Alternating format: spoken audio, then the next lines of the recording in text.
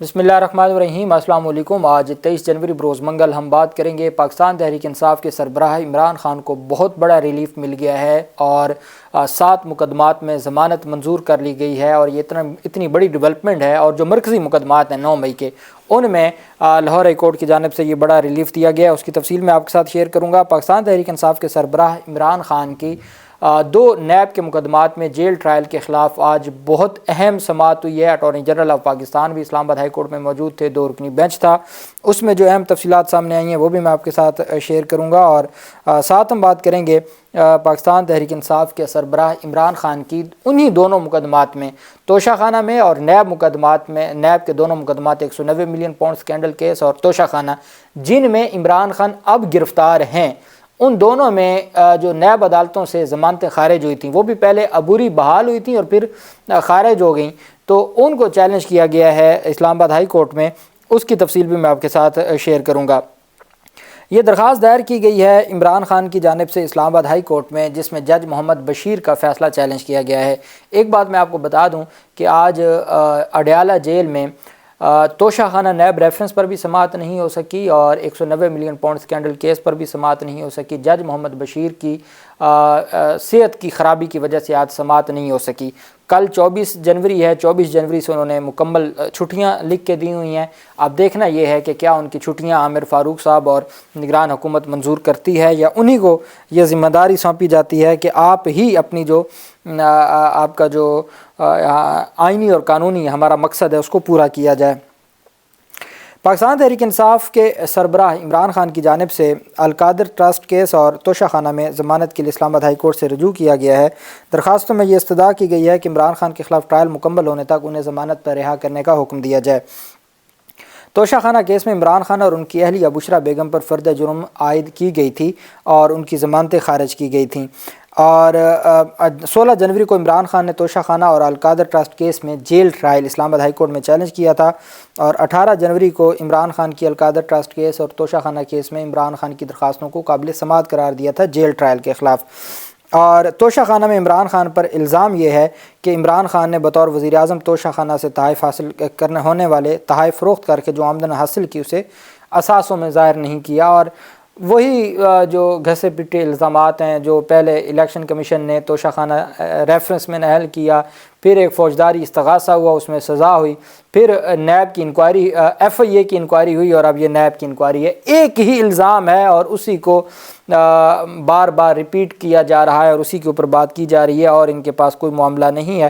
تو اسلام آباد high court سے یہ استدعا کی گئی ہے کہ عمران خان کی جو دونوں مقدمات میں جج محمد بشیر نے ضمانتیں خارج کی ہیں، وہ ضمانتیں بنتی نہیں ہیں خارج کرنا، کیونکہ عمران خان کے خلاف کوئی میٹیریل موجود نہیں ہے، اور ان مقدمات کو ہر صورت ان ضمانتوں کو منظور ہونا چاہیے۔ اور مجھے لگتا ہے کہ یہ دونوں جو ضمانت کی درخواستیں ہیں، یہ بھی اسی بینچ عامر فاروق اور طارق جہانگیری صاحب کے پاس آ جائیں گی، اور پھر وہاں سے جو جس طریقے سے انصاف ملنا ہے وہ ہم جانتے ہیں، آئین اور قانون اس کے بارے میں ان کا بڑا واضح ہے۔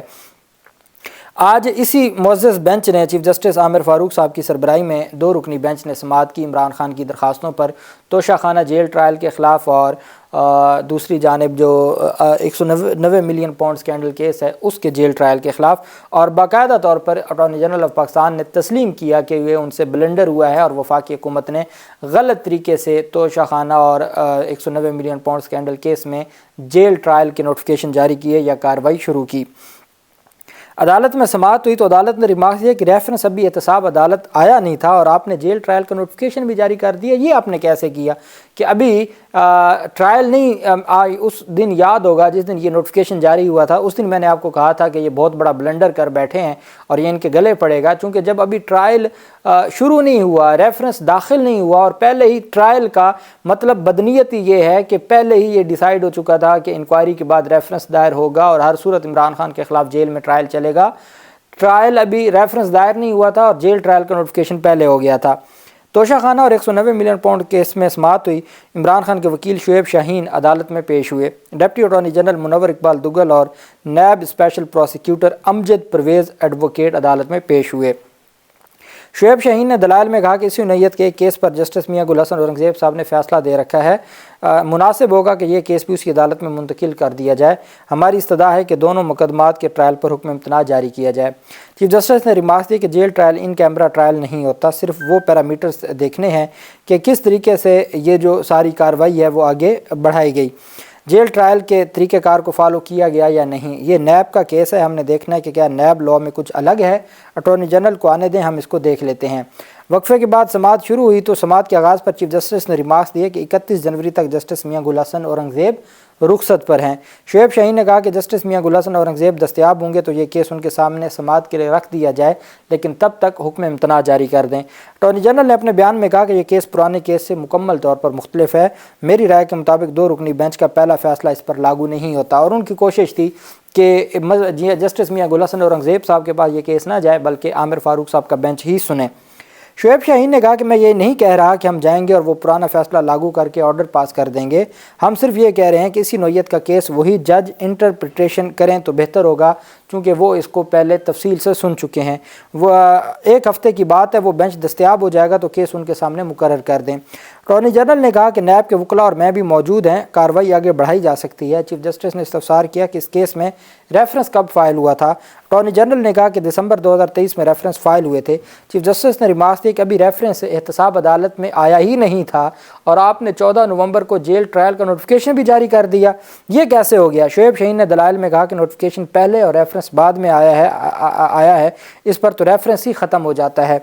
अटॉर्नी जनरल ने बताया कि रेफरेंस से पहले इमरान खान के खिलाफ इंक्वायरी चल रही थी। चीफ जस्टिस ने इस्तफसार किया कि कोई जुडिशल ऑर्डर पास नहीं हुआ और ना ही कोई रेफरेंस दायर हुआ था, तो जेल ट्रायल का आपने कैसे नोटिफिकेशन जारी कर दिया। अटॉर्नी जनरल ने बताया कि वफाकी हुकूमत ने तमाम केसेस से मुतल्लिक नोटिफिकेशन जारी कर दिया था।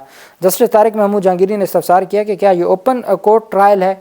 शुएब शाहीन ने कहा कि जेल में कोई ओपन ट्रायल नहीं हो रहा। जिस सेक्शन 16B का हवाला दिया गया है इसमें जेल ट्रायल का नहीं बैठने का जिक्र है, ट्रायल हर हाल में ओपन ट्रायल होगा।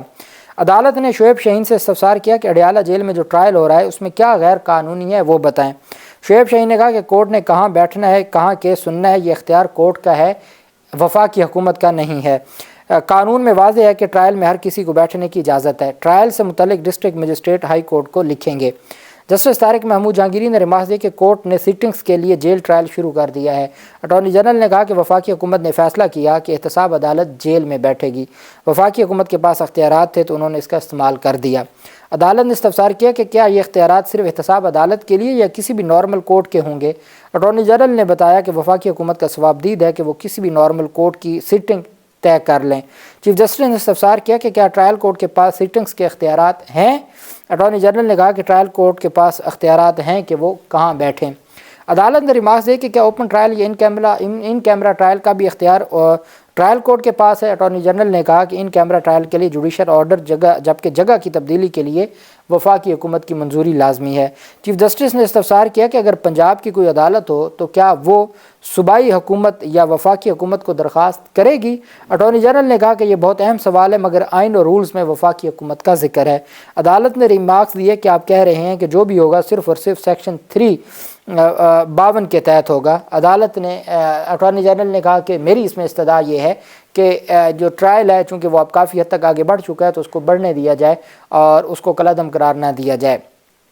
अब चूँकि पाकिस्तान तहरीक इंसाफ के इसमें वकील लतीफ़ खान खोसा हैं, बेसिकली तो जो जेल ट्रायल और ये सारे मामलात सलमान अकरम राजा साहब देखते रहे हैं, तो शुएब शाहीन का मैं नहीं समझता कि इतना अहम केस हो और उसमें पाकिस्तान तहरीक इंसाफ की जो वकला टीम है उसमें जो भले अली ज़फ़र साहब को इसमें इंगेज कर दिया जाए और वो इस मामले को देख लें तो तब भी जाके कोई इसमें रिलीफ़ का इम्कान होगा।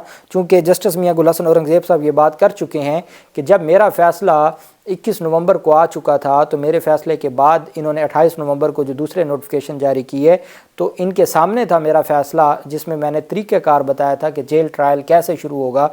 उसके बावजूद इन्होंने उस फैसले के मुताबिक जो तरीक़ेकार है वो अडॉप्ट नहीं किया।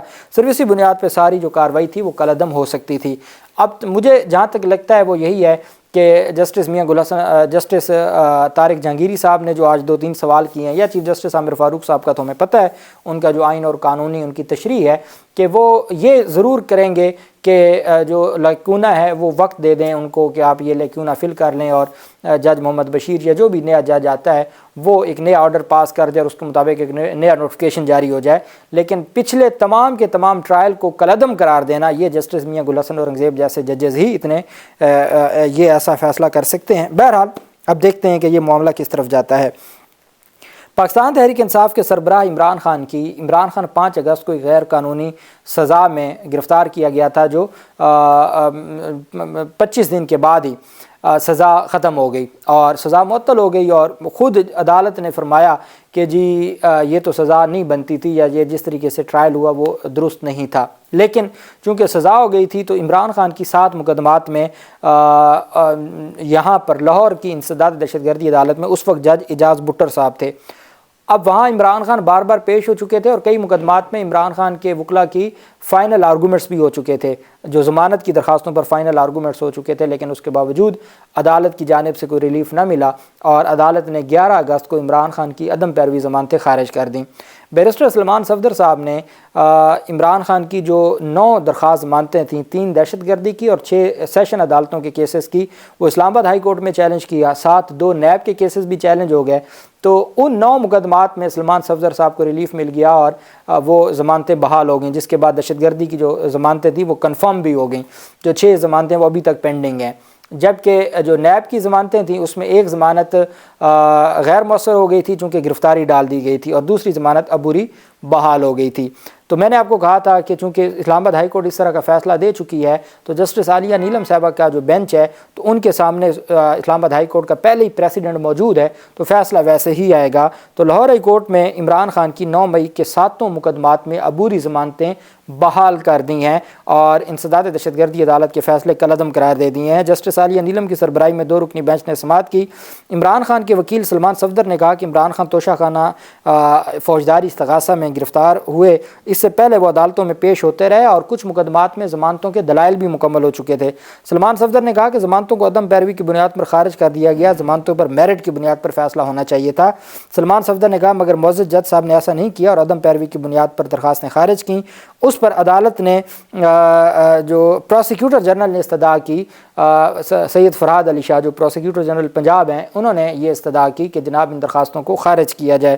اس پر عدالت نے پھر فیصلہ محفوظ کیا اور فیصلہ محفوظ کرنے کے بعد عدالت نے عمران خان کی 9 مئی کے 7 مقدمات میں عبوری ضمانتیں بحال کرتے ہوئے ویڈیو لنک کے ذریعے ٹرائل کورٹ کو عبوری ضمانتوں پر فیصلہ کرنے کا حکم دے دیا۔ ویڈیو لنک کے ذریعے، اب ویڈیو لنک کے ذریعے ہوگا تو پھر تصویر بھی آ جائے گی۔ اب یہ تو ہو نہیں سکتا کہ لاہور کی انسداد دہشت گردی عدالت بھی اڈیالہ پہنچ جائے، ہو تو بہت کچھ سکتا ہے۔ پاکستان میں جو اس عرصہ میں ہم نے جو قانون کے ساتھ جو کچھ دیکھا ہے وہ سب کے سامنے ہے، لیکن جب لاہور ہائی کورٹ نے ویڈیو لنک کا کہہ دیا ہے کہ ویڈیو لنک کے ذریعے عمران خان کی عدالت میں حاضری لگا کے تو 7 ضمانت کی درخواستوں پر میرٹ پر فیصلہ کیا جائے اور عبوری ضمانتیں بحال کر دی ہیں، یہ بہت بڑی ڈیولپمنٹ ہے۔ اگر 2 جو مقدمات ہیں ان میں عمران خان کی ضمانت ہو جاتی ہے، 12 مقدمات وہ ہیں جو پنڈی کی دہشت گردی عدالت میں ہیں اور گرفتاری ڈالی گئی ہے، وہ 12 مقدمات میں دہشت گردی عدالت سے ہی ضمانت ہو جائے گی۔ اور اب جو جج صاحب انسداد دہشت گردی عدالت میں تشریف لائے ہیں تو وہ بڑے تگڑے طریقے سے فیصلے کر رہے ہیں۔ امید ہے کہ عدالت کی جانب سے انصاف ہوگا۔ اللہ پاک پاکستان کا حامی و ناصر ہو۔ بہت شکریہ۔ اللہ حافظ۔ پاکستان زندہ باد۔